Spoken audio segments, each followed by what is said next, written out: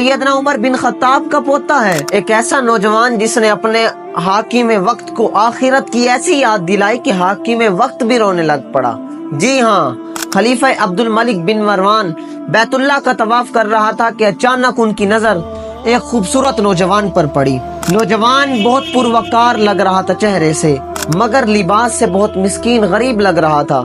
جب خلیفہ نے پوچھا کہ یہ نوجوان کون ہے تو بتایا کہ یہ نوجوان سیدنا عبداللہ بن عمر رضی اللہ تعالیٰ عنہ کا بیٹا ہے اور سیدنا عمر بن خطاب کا پوتا ہے۔ خلیفہ اور حیران رہ گیا کہ یہ سیدنا عمر بن خطاب کا پوتا ہے۔ خلیفہ عبد الملک بن مروان نے اس نوجوان کو بلایا اور نوجوان کو کہا کہ میں تمہارے دادا کا بڑا مداح ہوں، میں تمہارے دادا کی عزت کرتا ہوں۔ تو خلیفہ نے کہا کہ مجھے کوئی اپنی حاجت بیان کرو، میں تمہاری مدد کر سکوں، کوئی اپنی ضرورت بیان کرو، میں تمہاری مدد کروں۔ اب اس نوجوان کا جواب سنیے۔ اس نوجوان نے کہا، بادشاہ وقت سے نوجوان نے کہا کہ مجھے شرم آتی ہے کہ میں اللہ کے گھر میں کھڑے ہو کر کسی اور سے مدد مانگوں، میں کل کائنات کے مالک کے دربار میں کھڑے ہو کر کسی اور سے مدد مانگوں، مجھے شرم آتی ہے۔ بادشاہ نے جب یہ جواب سنا تو حیران ہو گیا اور کہا کہ یہ تو نہیں بول رہا، یہ تیرا خون بول رہا ہے۔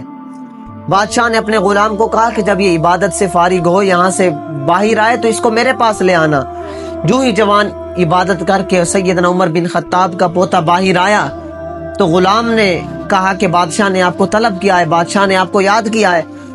وہ سیدنا عمر بن خطاب کے پوتے جب بادشاہ کے دربار میں گئے تو بادشاہ نے پھر مطالبہ کیا۔ بادشاہ نے پھر کہا کہ میرا دل کرتا ہے کہ میں تمہاری کسی طریقے سے مدد کروں، ضرورت بتاؤ میں تمہاری ضرورت پوری کروں۔ اب تو تم بیت اللہ میں بھی نہیں ہو، اب بتاؤ میں تمہاری کچھ مدد کروں، اب تو بیت اللہ سے باہر ہو۔ اب نوجوان نے بڑا خوبصورت جواب دیا۔ نوجوان نے کہا، یہ بتاؤ میری کس طریقے سے مدد کر سکتے ہو، دنیاوی مدد کر سکتے ہو یا اخروی مدد کر سکتے ہو؟ بادشاہ نے کہا، ظاہری بات ہے میرے پاس دنیاوی مال و متاع ہے، دنیا کی مدد کر سکتا ہوں، دنیا کی کوئی ضرورت پوری کر سکتا ہوں، دنیا کا کوئی کام کر سکتا ہوں۔ اب اس نوجوان نے جو جواب دیا نا، بادشاہ وقت کے آنکھوں سے آنسو آ گئے، رلا دیا اس جواب نے۔